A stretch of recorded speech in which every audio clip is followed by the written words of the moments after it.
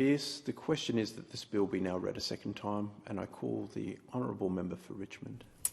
Thank you so much, Deputy Speaker. And I too rise to speak on the Ministers of State Amendment Bill 2022.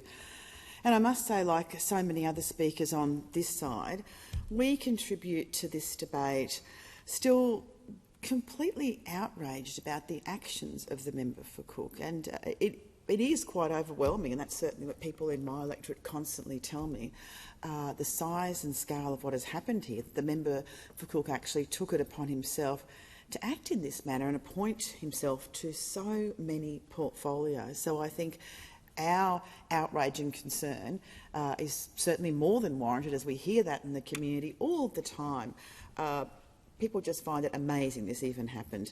And never would I have ever believed that here in modern Australia that someone, a Prime Minister, would actively seek to damage and distort our democratic processes, our parliamentary conventions and Westminster checks and balances.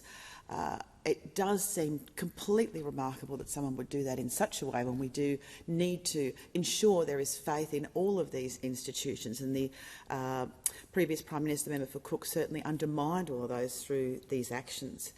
And never would I have thought that it would actually be necessary for there to be specific legislation to ensure that ministers can't be secret ministers. I think we all share that.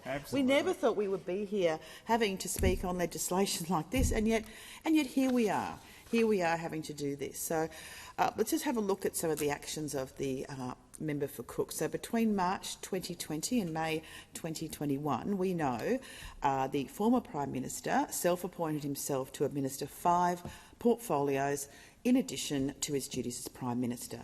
That's right, last year we found out that the member for Cook had appointed himself firstly as the Minister for Health on the 14th of March 2020, the Minister for Finance on the 30th of March 2020, the Minister for Industry, Science, Energy and Resources on the 15th of April 2021, the Minister for Home Affairs on the 6th of May 2021 and Treasurer on the 6th of May 2021. Completely remarkable. And when I say we found out, we were all shocked. As I say, it's not just us on this side of the House. The general public everywhere was completely shocked. And we know that MPs that were members of the former Morrison government were equally shocked. And indeed, 4 members of the Cabinet were very, very shocked as well and had no knowledge of it. I think when that news broke, it was, a bit overwhelming, and it still is. And I think the reason people were outraged is because it was so devious and undermining to do that and to keep it all a secret. But what is really ironic about the actions of the member for Cook, that he was so eager to have these multiple portfolios of responsibility, yet in actual fact he refused to take responsibility for anything. And I think that is indeed one of the many hypocritical parts about this. And instead all we had was a decade of a Liberal national government that really was bereft of any responsibility at all. And that certainly was a characteristic that we saw time and time again with the member for Cook. And as I've said before, this lack of responsibility was very apparent in my region with the devastating floods that we had just over a year ago. And we've just, Deputy Speaker, had the first anniversary of those floods, and there is still a very long way for so many people to go with the size and scale and impact of the floods.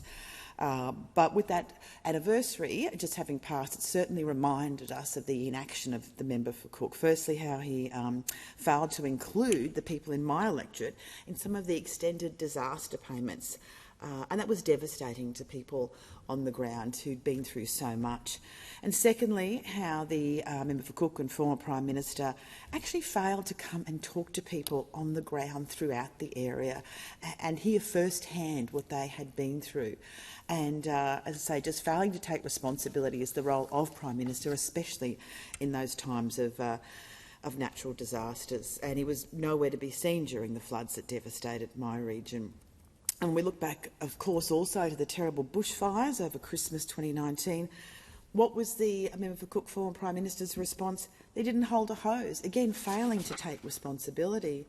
And of course, during the devastating COVID pandemic and the many faults and the flaws in the vaccine rollout and so many issues, again, according to the former Prime Minister, they were just the job of somebody else. He'd say, that's not my job, that's not my job. And that really is unforgivable as a Prime Minister to not take responsibility. Yet despite not taking responsibility, there was the member for Cook secretly getting himself sworn into all of these other ministries. And as I say, so many people in my region are really shocked, I think, and outraged by it, because it is emphatically the job of the Prime Minister to maintain the public's confidence in political leaders and institutions. That is so vital to our nation. And yet, here we are. And so this bill, I'm very proud that our government, the Albanese Labor government, is taking decisive action to protect our democracy. And today's bill has come about due to the very swift actions of our Prime Minister and Attorney-General in establishing an inquiry. The inquiry into the appointment of the former Prime Minister to administer multiple departments, led by the former High Court Justice Virginia Bell. These actions are, of course, in stark contrast to the actions of the member for Cook, because our bill will amend the Ministers of State Act 1952 to provide for greater transparency and accountability in Commonwealth administration, ensuring the people that actually vote for us to be here, the Australian public, that they have visibility over the offices that ministers hold. That is so vitally important and really at the cornerstone of our democracy.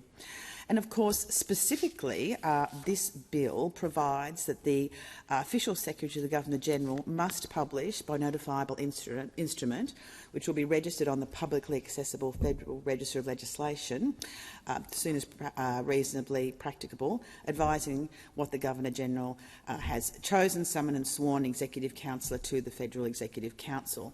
And it's very important to have this in place.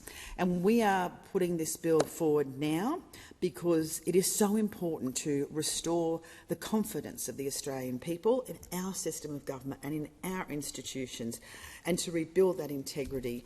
And this is a confidence that Australians rightly deserve to have, and that's why this is being put forward, Deputy Speaker. And indeed, anyone from in this House can recognise how significant the actions of the member for Cook really has been. In fact, it's important to point out that 3 of his predecessors have even come out to condemn this conduct. In fact, former Prime Minister John Howard said, "I don't think he should have done that. I don't think there was any need to do it, and I wouldn't have." And former Prime Minister Tony Abbott said, "I'm just not going to defend what was done. It is just highly unconventional, highly unorthodox, and shouldn't have happened." And indeed, former Prime Minister Malcolm Turnbull also said that this is sinister stuff. This is secret government.